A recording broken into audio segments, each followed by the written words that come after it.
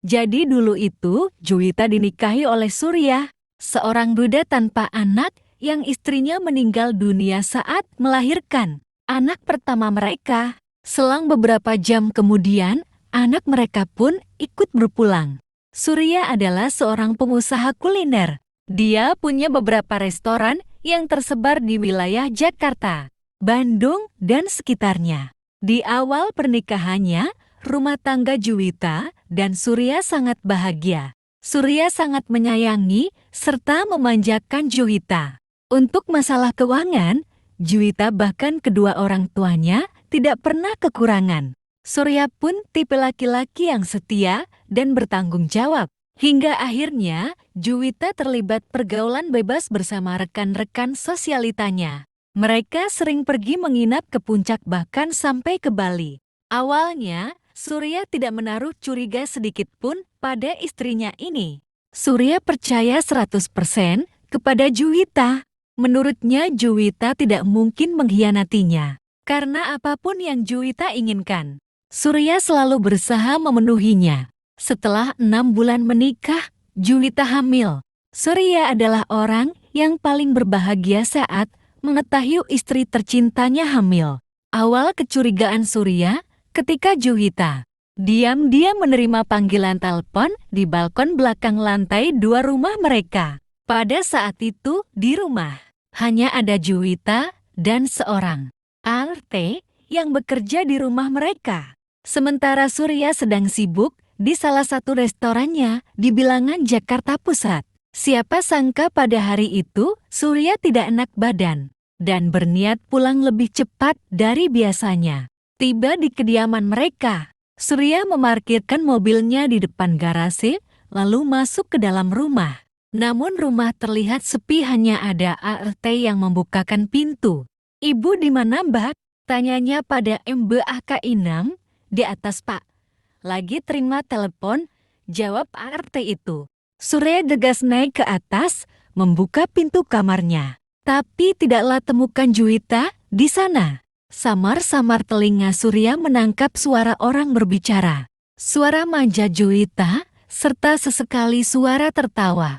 Surya mencari asal suara itu yang ternyata di balkon belakang lantai yang sama tempat ia saat ini berdiri.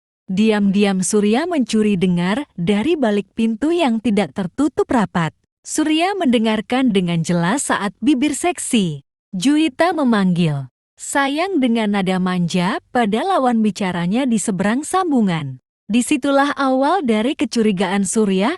Setelah kejadian itu, tanpa sepengetahuan Juwita, Surya mulai menyadap aplikasi hijau milik Juwita untuk mencari bukti perselingkuhan istrinya itu. 1 bulan kemudian, betapa terkejutnya Surya membaca pesan chat di aplikasi hijau sadapannya itu. Di dalam pesan itu, si pengirim yang merupakan selingkuhan, Juwita menyebut janin yang berada di rahim Juwita sebagai anaknya. Mereka membuat janji ketemuan nanti di saat Surya sedang ke Bandung mengurus restorannya di Bandung. Seperti biasanya, Surya akan ke Bandung setiap hari Selasa dan Jumat. 2 hari kemudian, tepatnya hari Jumat, pagi itu setelah menikmati sarapan, Surya berpamitan kepada Juwita akan berangkat ke Bandung. Dapatlah lihat ceria di mata Juwita setelah berpamitan. Surya memacu kendaraan roda 4-nya menuju salah satu restoran miliknya yang jaraknya terdekat dari rumahnya. Setelah memarkirkan mobilnya, Surya gegas masuk ke dalam ruangannya, mengambil air minum di dispenser, lalu menenggakkannya hingga tandas. Surya duduk di kursi belakang meja kerjanya, sembari menantau ponselnya. Dia membuka pesan pada aplikasi yang sedap melalui ponselnya. Ternyata istrinya mengirim pesan suara pada selingkuhannya. "Sayang, siang ini kita ketemuan ya." Surya sudah pergi ke Bandung. Terdengar suara Juwita mendesah manja dalam pesan suara itu. Juwita menambahkan huruf "hai" pada akhir kalimatnya agar terdengar seksi menurutnya. Namun membuat rasa ingin muntah bagi Surya. "Iya, babe. Aku sudah kangen sama tubuh kamu juga calon anak kita, balas selingkuhan Juwita. Iya sayang, anak kita kangen, pengen dijenguk sama ayahnya, desak Juwita lagi. Kita ketemuan di mana Bib? Jam berapa? Jawab selingkuhan Juwita antusias, masih dengan pesan suara. Di rumahku aja sayang, mumpung lagi sepi. Mbak Inem sudah aku suruh jalan-jalan kemana aja. Sore baru pulang, suara Juwita mendayu-dayu.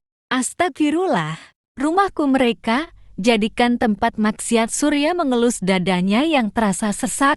Oh Beb, tuh so api woy, jawab pria itu sembari tertawa. Surya lalu menghubungi ketua ART tempat tinggalnya untuk merencanakan penggerebekan istrinya.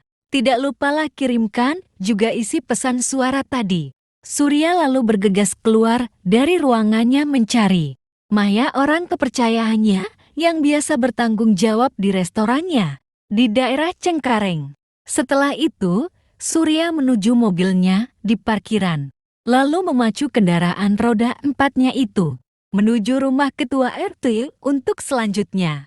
Bersama menuju rumahnya, Surya, Pak RT, dan beberapa warga tiba di depan rumah mewah berlantai 2 milik Surya. Setelah sebelumnya memarkirkan mobilnya agak jauh dari rumahnya, Surya membuka pintu pagar pelan-pelan, lalu masuk ke pekarangan rumah diikuti Pak RT dan beberapa warga.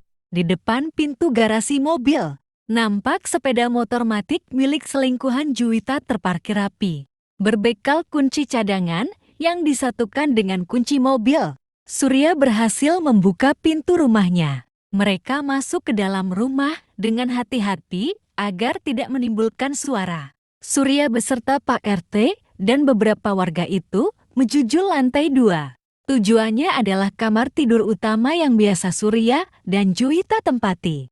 Benar saja, ternyata pintu kamar tidur utama tidak ditutup rapat, sehingga Surya dan Pak RT dapat mendengar desahan-desahan, bahkan melihat langsung adegan panas pasangan selingkuh itu. Emosi Surya semakin mendidih kala melihat istrinya sedang ditunggangi oleh lelaki lain. Merakak, Surya menendang pintu kamar itu dengan keras. Sepasang selingkuhan yang tanpa selai itu terkejut bukan kepalang ketika Surya berdiri di depan pintu kamar dengan disusul oleh Pak RT dan beberapa warga.